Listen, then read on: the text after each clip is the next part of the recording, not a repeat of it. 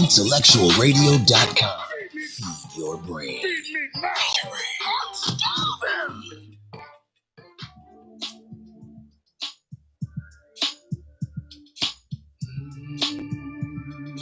Welcome once again to Intellectual Radio. This is the FrontLine show. I'm your host, Tyrone Muhammad.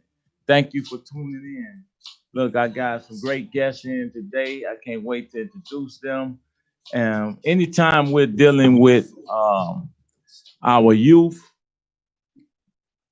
it is always an exciting time, especially within the landscape of the many issues we're dealing with in our communities. Our children, in my mindset, are forefront. So, without any further ado, I would like to introduce two great women who's been doing a lot of great work in the communities with our young people. I've had the privilege of working with them, and I'm excited to have them on the Frontline show. And don't be so hard on them when y'all call in. Y'all know the routine. 708-233-8953. That's 708-233-8953. Live call-ins are welcome. Today I have Miss Cynthia Manuel of Heavenly Sent Youth, right? Correct. And law enforcement specialist, as well as, shall I say, what? Youth advocate, counselor, mentor, Miss King. And she has an organization called Love Teaching Youth. And I would like each of them, to first introduce themselves. I would start with Miss Cynthia first. And then we would hear from Miss King. Cynthia, go ahead. Talk First to the of all, people. I would like to say thank you for You're having welcome. us on here. And as he mentioned, he's come to an event we had with some males, and we were honored to have him because, with what's going on, we definitely need the male presence. So that was a treat to bring him in. Again, like he mentioned, my name is Cynthia. I have an organization called Heavenly Sent Youth. And so what my mindset is for my program is to pretty much expose them to different things outside of the norm. I have a 12-year-old son, and so to keep him busy, it was a pleasure to partner up with Officer King because she brings so much to the table. And so now we're pretty much full force doing something every Friday and every other day that we could think of. So that's my part of the story.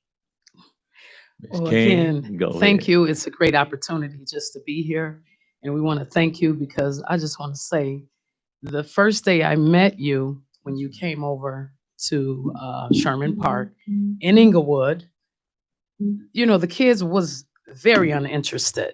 And just to see how you captured their attention, that meant so much to me because not only do we give them basketball or we give them softball or bowling, but to give them some vital information that you gave them, that was like a treat. They really enjoyed it. They laughed. They were happy. And that's what it was all about that day. But again, I'm Sabrina King, and I've been in law enforcement profession for 21 years. But what inspired me to just become what I am now is I had a nephew that was shot and killed in the Inglewood community. I've had my organization since 2005.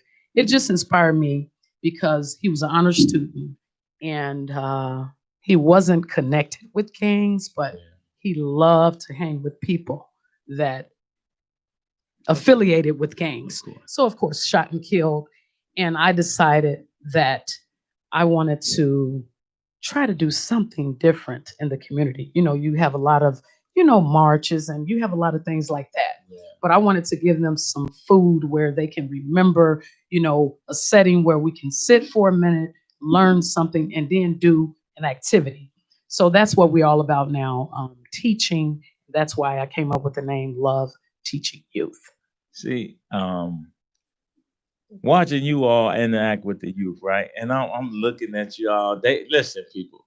These women is running up and down the court playing basketball with the guys. Definitely. And these young men can shoot for real. They can actually ball. And they actually keeping up with these guys. 1921. 19, 21 years old. And it had me sold, I mean, it's been a while since I ran up and down that court like that. And they With had me. Timberland boots on. I put my gym shoes on. But anyway, man. But we won. That was the thing. Yeah, I'm 50. As you hear, so, but really though, I really was moved by you all's commitment to our young people, man. When Cynthia told me, I thought it was just gonna be the old running to me. I'm gonna talk to the little knuckleheads and you know, but I had so much fun. I mean, it's just so unfortunate that COVID hit before we could really build on that, because I had quite a few men I wanted to bring back with me, and I don't think it's too late. We still can still do that. I don't know. Is that an issue with us playing? Oh, it's outside now. So man, please keep me informed, and I would like to be a part of that whenever you call me. You all get it, up and going again. Cynthia, as it relates to the young people you deal with, I would like to know the age groups. Like, what is your targeted age group? Because I have an idea about the type of young men I like to deal with, and I'm sure Ms. King has an idea as well. But the targeted age group, because in your case, y'all not just dealing with girls, females. Y'all dealing with young men. And I know at sometimes that could be very challenging. Absolutely. Because I can't imagine me dealing with a bunch of girls. I wouldn't even try. But in this case, what is it? What's the age group, and what inspired you to do it? So I have a 12-year-old son, and with that being said, probably I would say 8 years old, because my son is 12, and so me again having a male son, it comes fairly easy, especially with my athletic background. So it kind of pans in, and so when they see me, of course, it's different. But then now I'm playing basketball with them, they see me in a different light, so it's easy to capture them. I'm like, all the guys like basketball, right? Exactly. So from the outside looking in, I don't look like I play basketball, but then when I put my shorts on and my shoes, it's a totally different ball. Yeah, y'all do look kind of funny with y'all little shorts on and running around with these young men. And I gain respect on the court. So on the court, once I cross them over or do whatever I'm doing, so I ain't got no choice but to respect me outside the court. So it works. I appreciate it. So then, back to your question, probably from 8 until 18. 8 to 18, right. Safe to say. You same question, Ms. King. Your target group that you would like to work with, because if they get beyond the target group, I would love to be a part of that. If that's somebody I could touch, but your target group is pretty much what? Pretty much from, as she mentioned, 8 to like 24 for me, because I'm dealing with like the guys in the neighborhood who maybe thought they was a gang and maybe trying to get out of the gang, and I'm providing like unemployment jobs and giving them resources where, if they just have any idea where they want to go in the right direction, then I'm trying to guide them and give them. And a lot of the boys who, even was in a gang, and now if we can give them basketball, if that's what we can give them to deter them from going back, then that's what we like to do. So like 8 to 24. So when did you get started, you say? And Cynthia, when did you get started? So I think I started mine in 2018, and I picked it up. I didn't mention it earlier, but I'm the only child now. My brother was killed in 1998, and so therefore I was by myself. So then when I had my son, I wanted to pretty much make sure my son always had something positive to do. And so with that being said, every week, anything that you can possibly think of, me and my son did. And as far as from going out of the town 10 times a year, we did it all. Rode an elephant, rode a horse, rode a camel, swim with the dolphins. And so therefore I noticed that, some of his friends didn't have the resources, or, their parents pretty much went in their lives. And so now I find myself with his friends. And so I'm like, you know what? Let me just do this world ride. And then I took on some of my relatives, and now I got kids from the communities want to be a part. And so I was like, let me put something together. So when I think of the type of work that you all do, and also the interaction I have with young folks, and I think about all the violence, the issues of violence, and in most cases it's a lack of mentorship, in that mentors in their lives, and I often see women. This is the Frontline show. So what I often see, you all taking the front line on a lot of these issues that I think men should.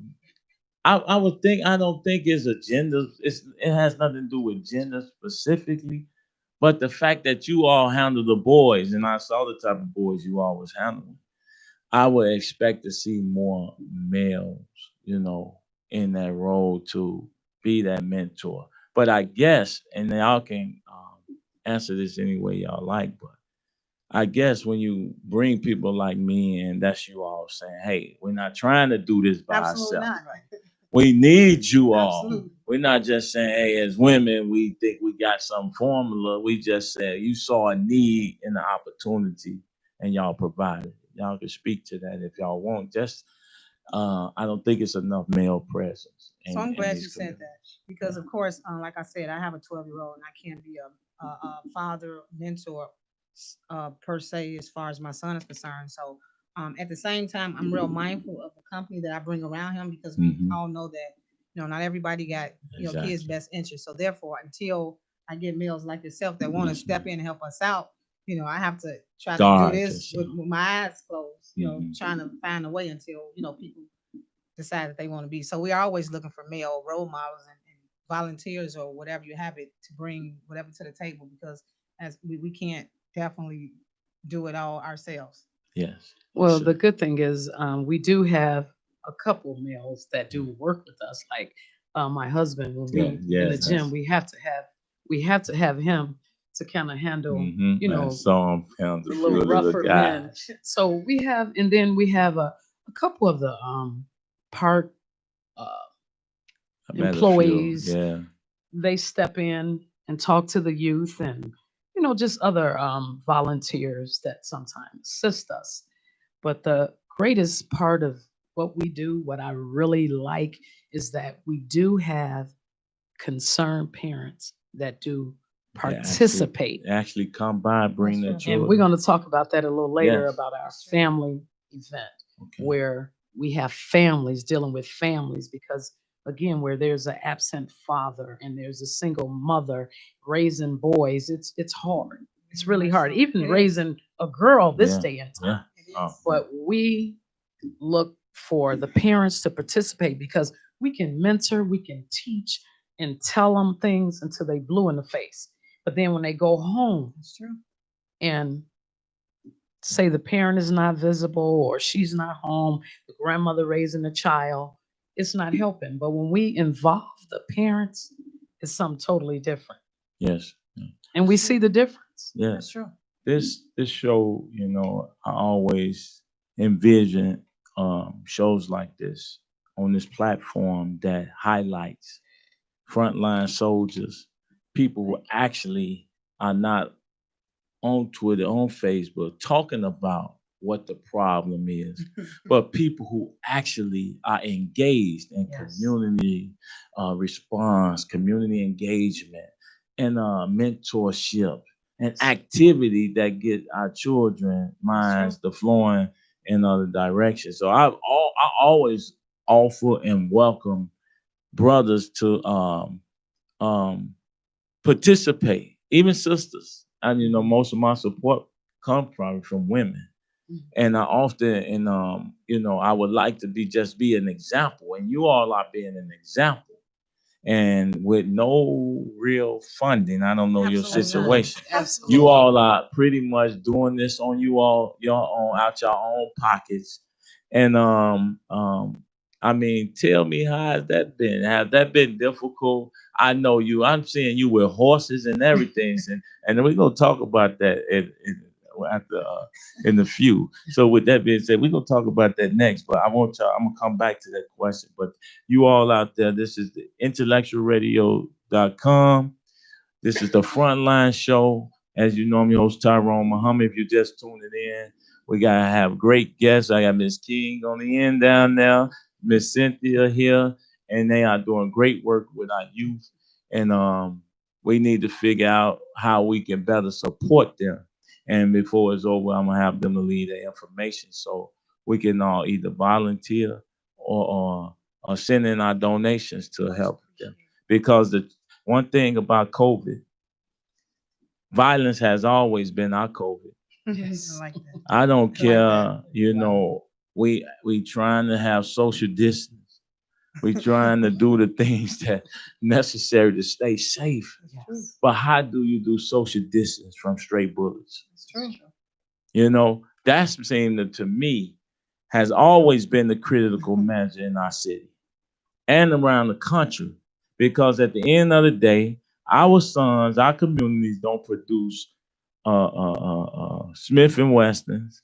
They don't produce extended clips. We got to tell it and call it what it is. It don't produce 50-round drums that I see these young men with.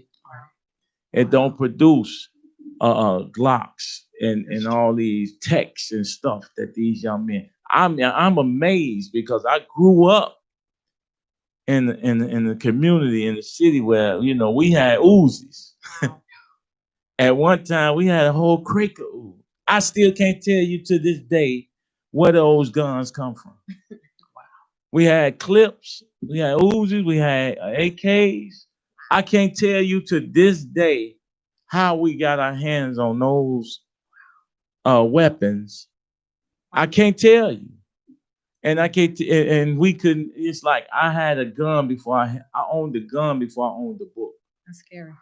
So now when we judge these young men and we pass judgment on our communities, without really understand that there's a deeper, a systematic something going on where no poppy seed is produced in our communities. No coca leaf for producing cocaine is in our community. That's true. But yet, not even we don't even own the dispensary. That's true. That's true. But yet, I'm saying our communities are flooded with these things. So, and speaking on that, and you all have an activity for our children. When I was coming up, the Park District was a safe haven. It was a safe space and a safe zone. Gangsters didn't shoot at the park. Gangsters, those certain things was off limits. Women and children was off limits. The parks and schools was off limits. Now it's like you can get it anywhere. Women sitting in cars too long. That's true. Get killed for whatever reason. So I just want to I'm saying all that just to say I'm happy to see there's always people stepping up to the plate to provide a safe haven, safe space, mentoring for our young people. So if you all want to comment any way on anything I just said, feel free. Well, I just want to make mention that I know you're saying that, with a lot of shooting in the parks and a lot of kids don't even want to come to the park district because they can't come across this area and they can't cross. But what we do is we bring them together. She bringing kids from the west side to the south side. And we combining these kids, where you can't even wear red or you can't wear blue on this side of town. But we having activities where, we bringing them together. They coming, so that way that, they feel safer when they a part of what we're doing because they know we're going to have protection for them. So again, where they were afraid to come into the parks, we're able to bring them together from one side of town to the other side. And even on the flip side of what you guys are saying, now you can barely even afford to put your kid in the park district. I think now it's like 300 something per kid. Wait. Hold on. Yes, sir. It's free for them to go to prison. Correct. It's free for our children to go to juvenile justice. But you telling me taxpayers, the park district that belong to the people, charge what? And then you got single parents, right? Like myself. Charge 300 and what? Every activity that I put my son in at the park district, there was a fee, from tumbling to swimming, from after school care. And that's just off those two I just said, that's $200. And so imagine a parent that got 4 and 5 kids or even 2 that work every day. So that's why the kids don't really have anything to do because you can't afford to go to the park district. So now the parent is at work, the kids are at home. So now the only thing for them to do is go outside and do what? So I'm imagining that every alderman has a park in his district, or Yes. two, or three, or four, Park ain't free. and the people are paying for activities in Yes. the Well, public it park. is a little cheaper now because of the COVID-19, That's true. but they still have That's to true. pay. Yeah, I paid good money for my son to be in the park district. So I'm just really trying to figure out this narrative.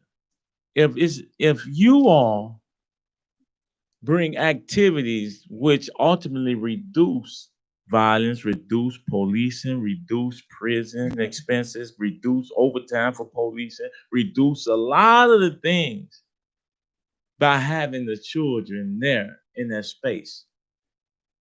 But often because they can't afford it, all the children wouldn't frequent that place no way. Correct. Not just because of they can't afford it, Correct. but because of the violence, potential violence in these parks anyway. Correct. I'm just imagining, like, right, who do we talk to now to say, hey, our parks are not for sale. Wow. Our parks shouldn't have a tariff or a price on that. Our children's lives shouldn't have a price on it. How is it so accessible? How is it that you have 100,000 a year or more?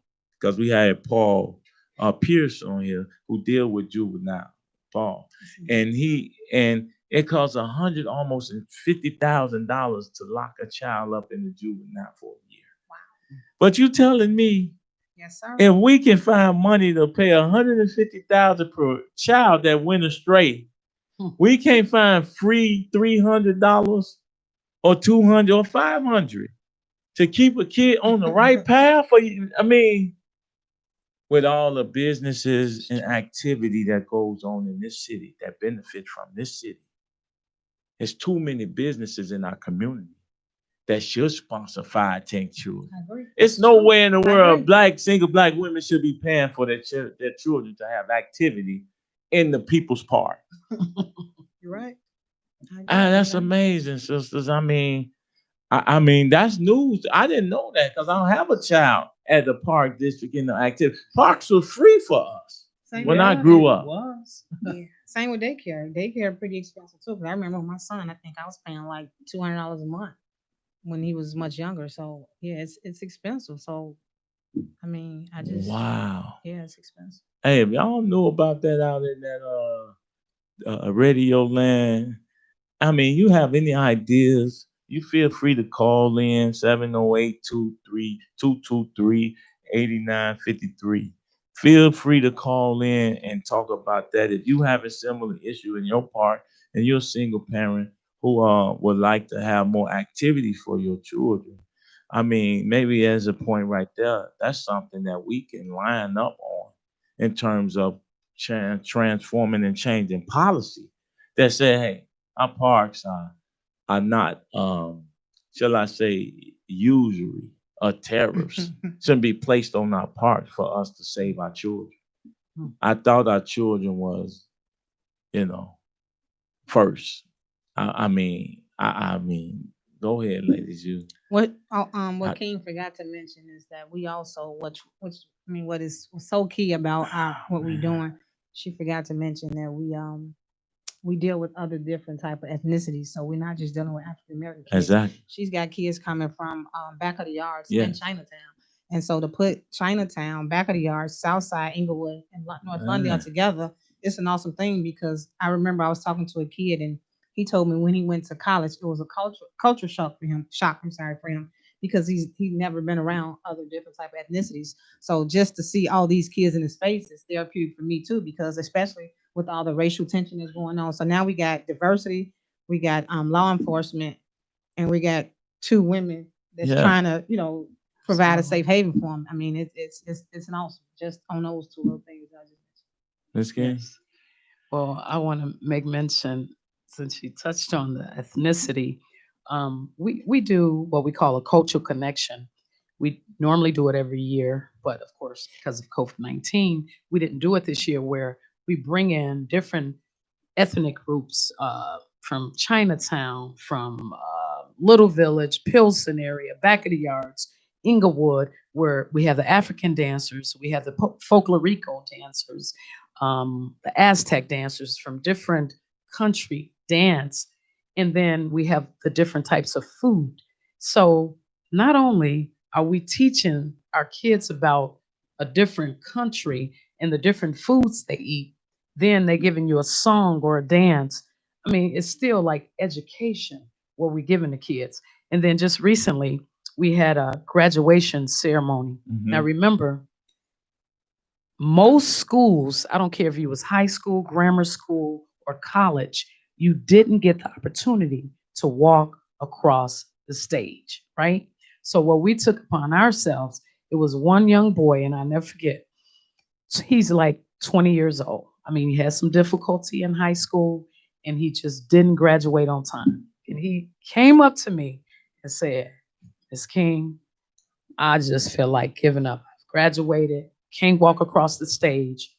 And you know what we did? We put together graduation with like 33 kids from different ethnic backgrounds, some kids that are struggling, some of the kids straight A students, some of the kids' parents died from COVID-19.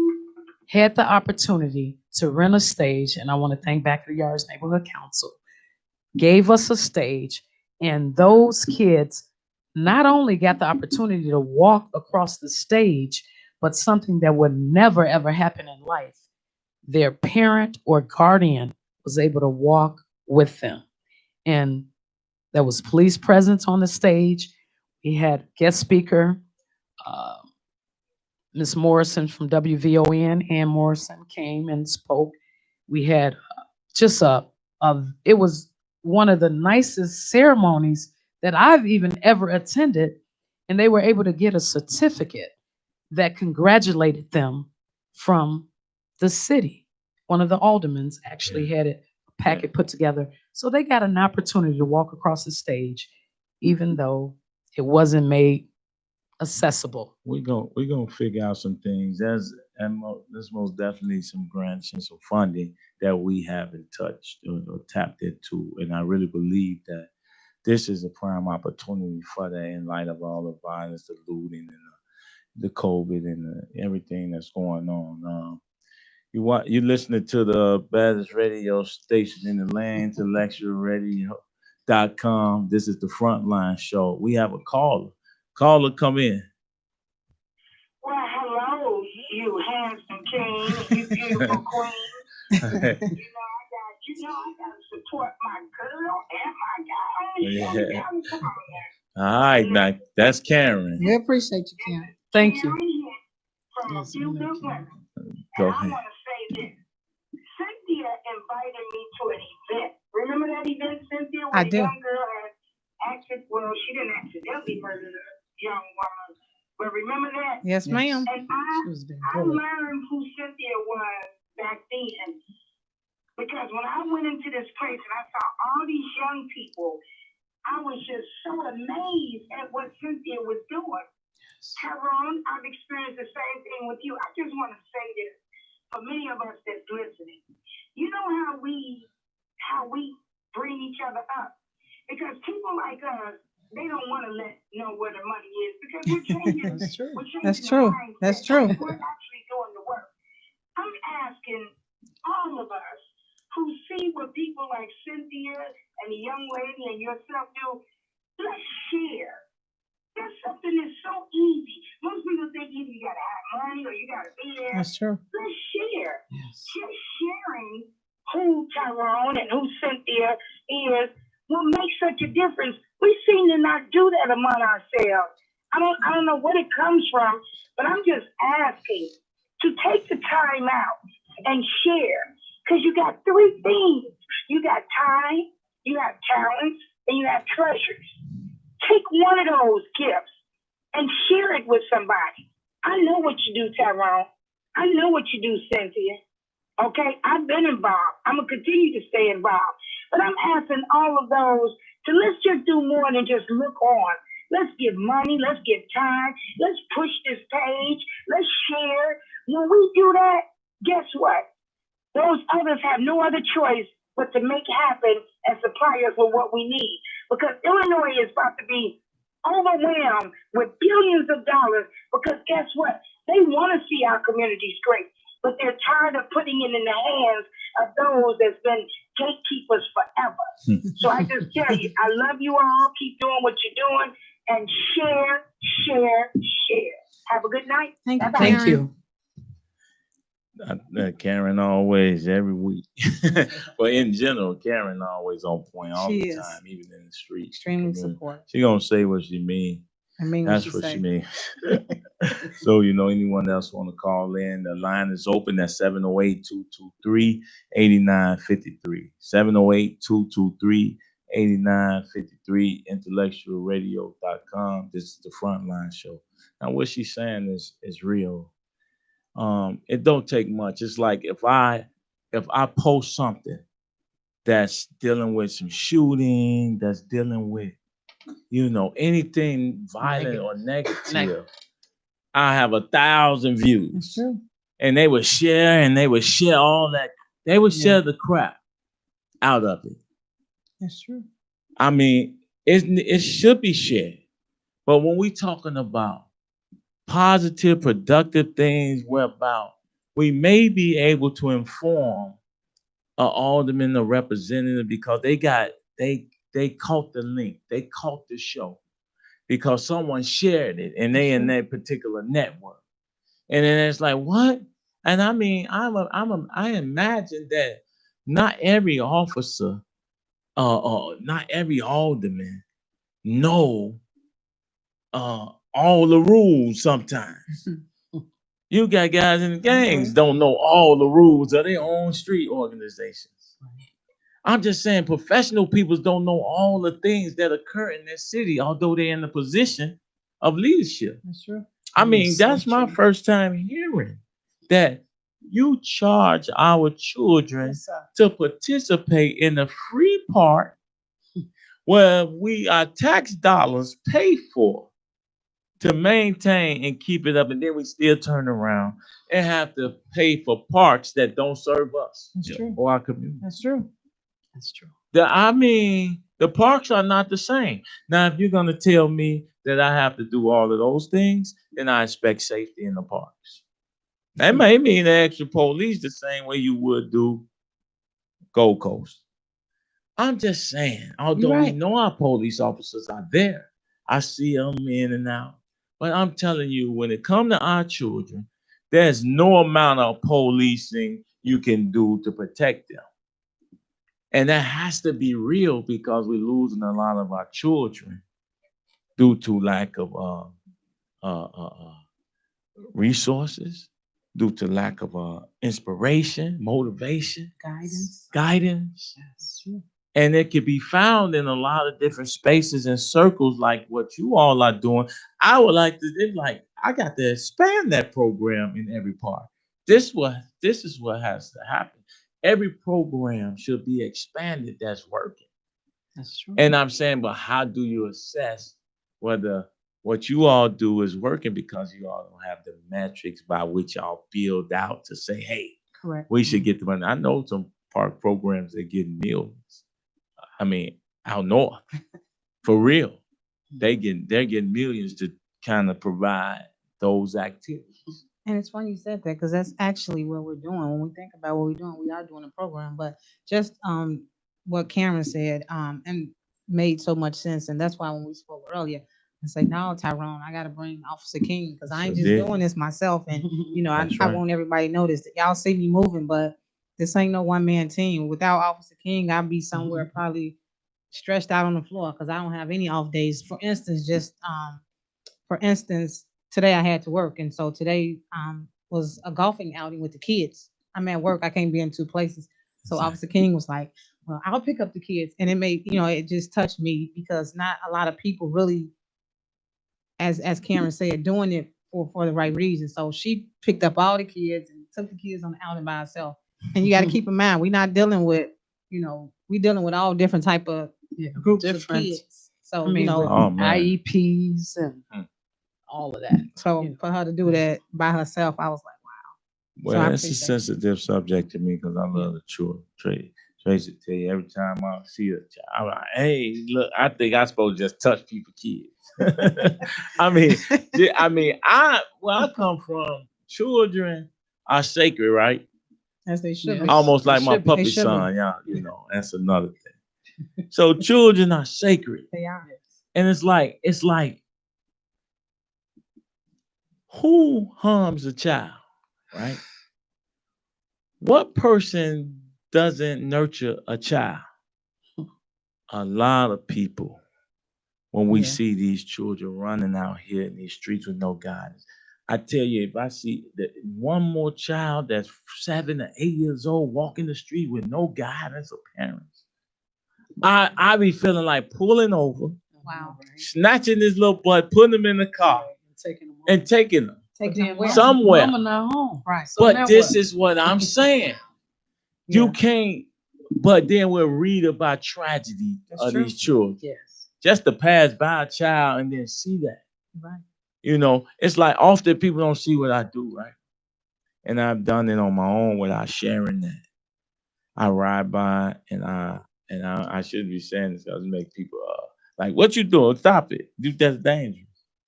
But all these abandoned buildings. Yes. When I see them not boarded up, on many occasions, I got to get a better flashlight. But I go in there, look in there with my phone. Like, oh gosh. Wow. I'm telling you that the type of stuff, man, when you start talking about community serving and actually doing things that our legislators should do. Because often we're one of the groups that raised the attention about women coming up missing. Yes. And it was perceived as something like girls and women coming up missing, like, oh, okay, they probably just ran away. Right. And then it was not until we went in front of the federal building, raised noise, brought the media out as Black men to say, hey, we want investigation. We want it taken personal that our women are being accosted, murdered, killed, or snatched for body parts. We don't know. And they finally took it serious and investigated and appointed people to look at it. And then they declared that a lot of the women was coming to miss. That's a serial killer. Mm. I mean, why we have to do that to make law enforcement to be able to say, hey, let's check it out, investigate, and then we investigate, we put some resources into it. Because I can't imagine if white girls came up missing at the rate of Black girls, that they want to throw every resource in their power. There will be a whole platoon, what is it, battalion? How y'all army people? What is it?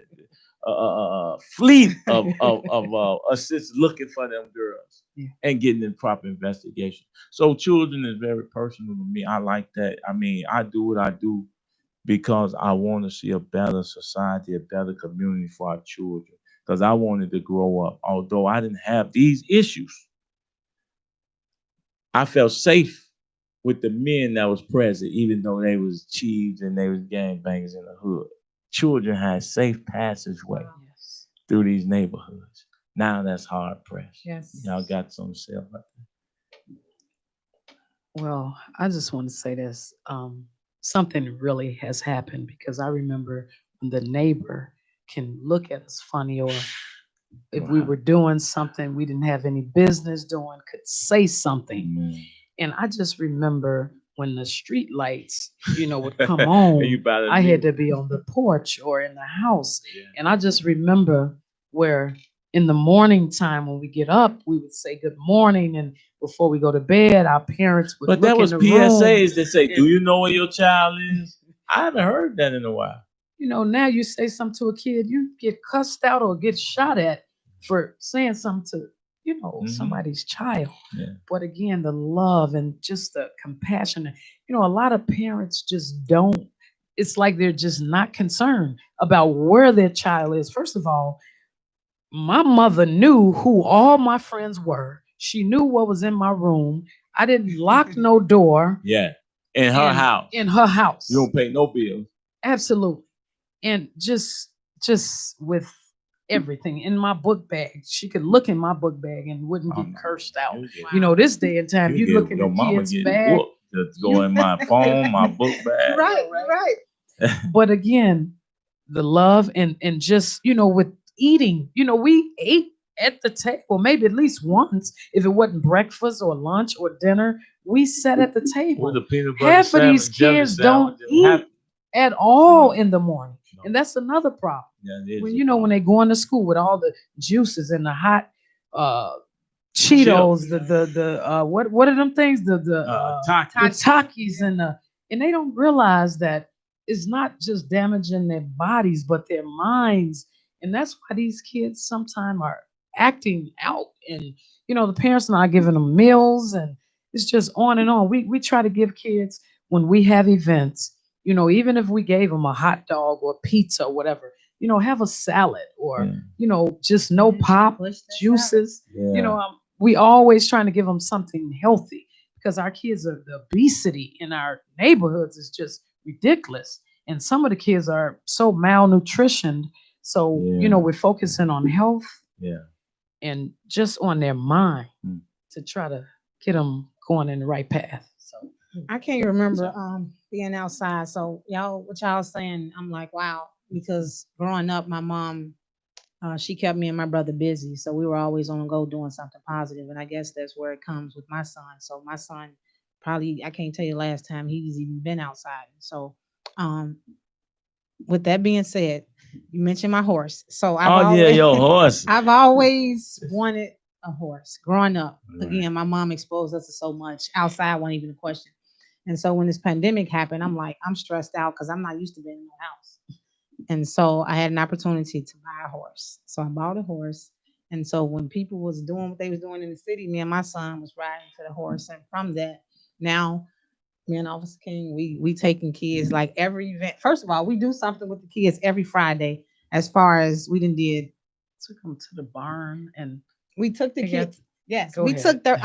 I get so excited when we talk about horses. So we took 30 kids to a barn, and they got to ride on a coach bus with a bathroom, air conditioning, not no school bus. So we get to the barn. It's about 50. It's about 10 or so horses that they ride. They had so many exhibits set up, like the throwing rope thing, the barrel for like the bull riding. They ate from a berry tree. Is this the same? Are these the same children you all deal with? Correct. Correct. Yes. Correct. And so they drunk from a water well. I mean, this was an experience that they'll never forget. Some of the parents was just like in awe, and all this. And is what's black the age owned. group of these? We even had some 5-year-olds because the parents were there. So when we have the younger kids, the parents, we have to have the parents. So look, on that note, I mean, you bring them out to these horses. Is this one or it's a stable? No, this is a stable. I met this lady on Facebook.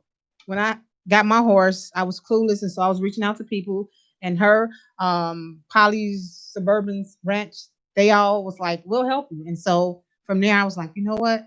COVID-19, social distance, y'all got a lot of land. They got 10 horses. They had somebody else bring some horses. We Officer King and I took. How often can we ride these horses? Because the winter coming up. So right in the wintertime, they up. You can't ride them. But until the winter get here, we doing whatever. And so it was so amazing. And all this is black owned. So everybody was black. And so some of the parents were like, we just knew it was gonna be white people, or I'm sorry, Caucasians on this, but this was all black owned. The lady name is Glenda Griffin.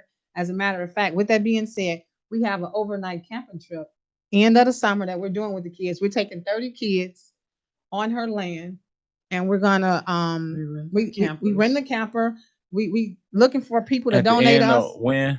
This is September 26th, Saturday to Sunday. We're looking for people to donate us sleeping bags and tents.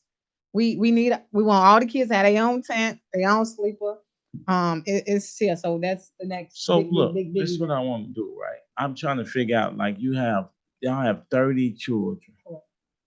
So I'm waiting on bikes, right, to come from China. So I got these bikes. So I'm need to put together a list of children, but I'm trying to figure out with the summer almost ending, and how that program worked and how we'll be able to do some things. But we need to talk and I sit down and figure out once these bikes get here, this age groups and things, because I want to give these bikes out. ECCSC has to get these bikes out, and I want to include your group of children as well. But I'm trying to see some things. So we'll talk later on and figure out how to do that. So But, on the flip side of that, that yes. ain't all we doing. So at the same time, like we're doing any and everything. We got entrepreneurship classes that we're doing the kids. We one day we just took the kids. Somebody donated us some lawns from Officer King and lawnmowers, and her husband came out and showed the kids. We had about maybe 10 kids, and she called some seniors that needed their So y'all grass teaching cut. them service. Yeah, Yes, for teaching the seniors. Yeah, and so the kids cut maybe 4 or 5 lawns, and they were excited. They was happy. Her husband was out there showing the kids how to do it. I didn't know what I was doing, so I learned something. I mean, we're doing. We took them fishing. They've been fishing. We did. Yeah. She's golf, tennis, basketball, softball, baseball, and what else? bowling. Wow. Bowling with We the had cops. free bowling. So how y'all transport these children? Well, again, that goes back to I gotta give a shout out. You see it on the television, Larry, the Sparty Group. That's one of our sponsors who, he helps us. And Glenn Lerner gives back. I'm sure you see So 708-2222. Yeah. Yes.